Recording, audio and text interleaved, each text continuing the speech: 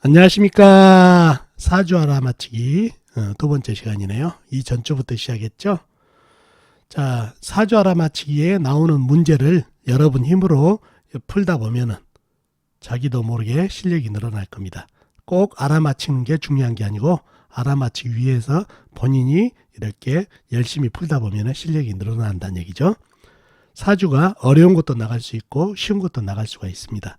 어렵다고 너무 어렵게 파가지 마시고 쉽다고 간과해서 넘어가지 마시고 어렵든 쉽든 아는 만큼만 풀어보시면은 더 실력이 늘어난다는 거 아시면 더 좋겠네요. 자, 그러면은 이 전주에 냈던 문제를 풀어보고 다음 주 문제도 내드리도록 하겠습니다. 자, 가실까요? 자, 이 사주죠. 경술년, 경진월, 정묘일, 경술시에 태어나신 분이시죠. 자, 사주 강약을 파악하기 위해서는 먼저 오행의 분포를 먼저 알아볼까요? 본인이 정화, 작은 불이죠. 촛불이죠. 그 다음에 경금은 큰 쇠죠. 무쇠. 그러면 이 경금도 무쇠, 이 경금도 무쇠, 큰 쇠가 되겠네요. 그 다음에 술토는 광활한 대지, 큰 흙이죠. 진토 역시 광활한 대지, 큰 흙, 묘목, 작은 나무. 그 다음에 술토, 아까 얘기했죠. 광활한 대지. 이렇게 오행이 형성되어 있네요. 이 오행들이 흙도 많고 쇠도 상당히 많죠. 오행 중에서 보이지 않는 게 물이 안 보이죠. 물은 진토 안에 개수 정도 있습니다. 이렇게 오행이 형성되어 있습니다. 자, 사주의 형국을 파악하기 위해서 좀 더 깊이 들어가 볼까요? 열인불 정화가 진월달에 태어났네요. 진월달은 늦은 봄이죠. 늦은 봄은 원래 봄은 나무의 계절이지만 진월달은 여름으로 넘어가는 환절기죠. 환절기는 흙의 계절. 흙은 불이 생해주는 오행이기 때문에 신령을 했네요. 신령을 했고 이 등령을 하려면 월지를 얻으려면 같은 불이나 아니면 나무가 있어야 등령이 되죠. 나한테 힘을 주니까 거꾸로 내 힘을 뺏기니까 원령을 잃어버렸네요. 그러면은 사주가 좀 약해질 가능성도 있다는 얘기죠. 자, 사주 강약을 파악하기 위해서 좀 더 깊이 들어가자 보면 정화의 내편을 한번 찾아보자고요. 내편은 같은 불이나 아니면 나무가 내편이 되겠다는 얘기예요. 사주에 내편이 많으면은 나한테 힘을 주는 오행이 많기 때문에 사주가 강해질 가능성이 많겠죠. 그리고 남의 편이 많다는 얘기는 내 힘을 빼가는 오행들이 남의 편이다 보니까 남의 편이 많다 보면 사주가 약해질 가능성이 많고 그러기 때문에 사주 강약을 파악하기 위해서 내편을 먼저 찾아보자고요. 자, 내 편은 불이나 나무라 있는데 불을 먼저 찾아보자고요. 불은 사주 팔자 중에서 나와 있는 거는 전혀 없네요. 본인 정화 빼고는. 그리고는 없고 지장간을 그러면 한번 봐야죠. 술토 안에 정화 조그만한 불, 술토 안에 조그만한 불, 정화가 암장되어 있네요. 그런 정도고 나무를 찾아보자고요. 나무는 쭉 보니까 일지 바로 밑에서 작은 나무가 목생활을 해주고 있네요. 내 편으로. 그리고는 없죠. 지장간 진토 안에 을목이 있는 정도로 돼 있네요. 자, 내 편이라고는 나와 있는 거는 묘목 조그만 나무가 목생화로 도와주고 있고 나머지는 지장간에 들어있어 가지고 힘을 어느 정도 발휘할지는 의문이죠. 자, 반면에 내 힘을 빼가는 오행들 남의 편이 어떻게 되는가 보자고요. 큰쇠 경금 무쇠죠. 쇠도 작은 쇠도 아니고 엄청나게 큰 쇠가 남의 편으로 되어 있네요. 그리고 흙들 술토, 진토, 술토가 남의 편이라는 얘기죠. 이 흙들도 작은 흙이 아니라 상당히 광활한 대지. 그러니 내 편보다는 남의 편의 개수도 많지만은 이러한 기운들이 상당히 강하다는 얘기예요. 세력이. 그러다 보니 나한테 힘을 주는 내 편보다는 남의 편들이 상당히 세력을 많이 가지고 있다 보니까 이 사주는 약사주가 됐네요. 내 편이 너무 없어요. 그죠? 그래서 신약한 사주가 됐네요. 더군다나 이 경금 세력 보시죠? 이 세력만 가져도 경금이라는 거는 냉한 성격이 있는데 냉함으로 인해서 요 정도만 가지고도 이 불이 꺼질 정도로 냉함을 가지고 있어서 너무 신약해진 사주가 됐다는 얘기예요.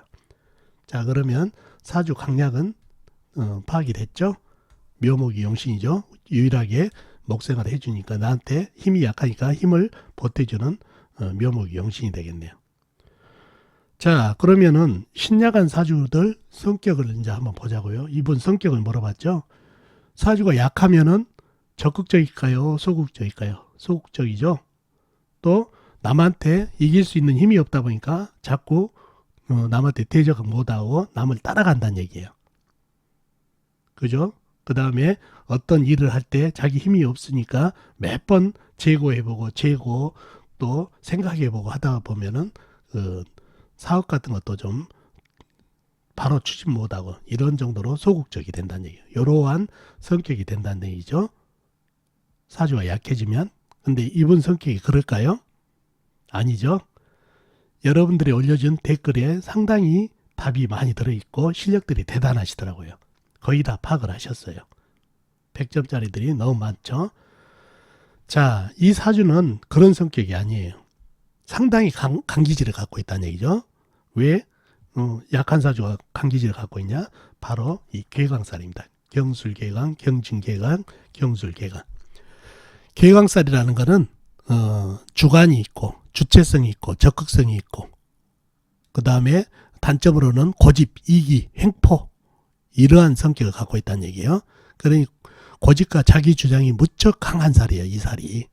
그래서 이 사주가 약하더라도 이런 살이 강하게 되면은 괴강살이 강하게 되면 강기질을 갖고 있다는 얘기예요.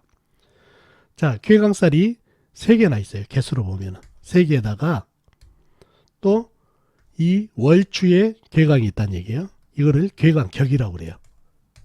월주에 있으면은 그래서 괴강격이 되면은 괴강살이 더블 2배로 기가 강해진다는 얘기예요. 괴강살의 기질이. 그런데다가 월주, 시주에 괴강살까지 보태주니 괴강살이 상당히 강해진다는 얘기예요.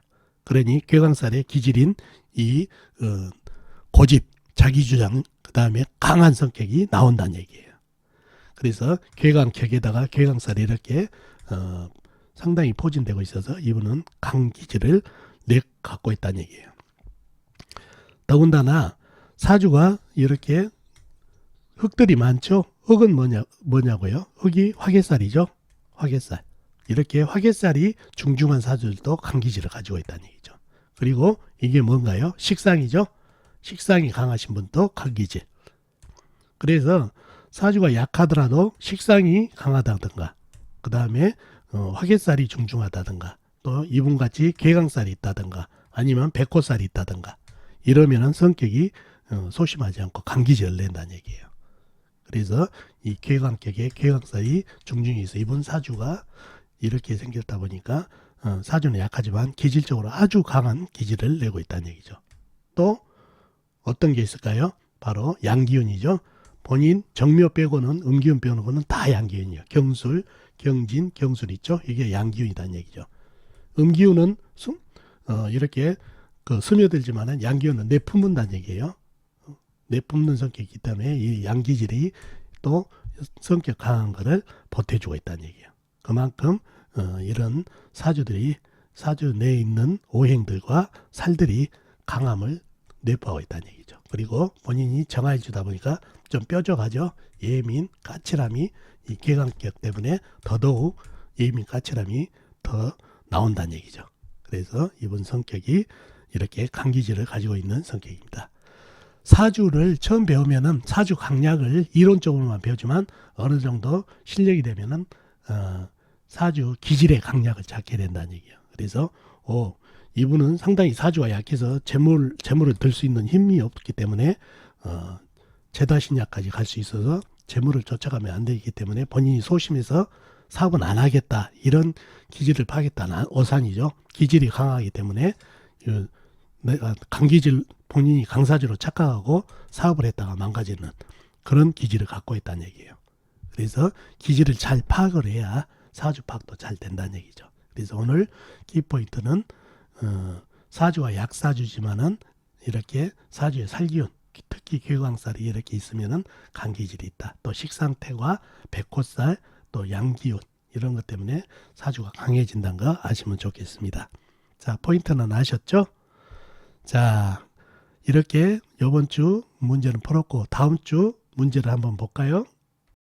자, 이것이 이번에 여러분들이 풀어야 될 이번 주 문제가 되겠습니다. 경원년, 김여월, 병술일, 갑오시에 태어나신 분인데, 자, 문제가 뭐냐면 이 사주의 용신을 찾아보십시오. 그런 게 첫 번째 문제입니다. 용신이 뭔가요? 사주 팔자에서 가장 귀중한 존재죠. 일간을 위해서 고군분투를 하는 존재가 바로 용신이라는 얘기죠. 용신을 파악하려면 어떻게 해야 되나요?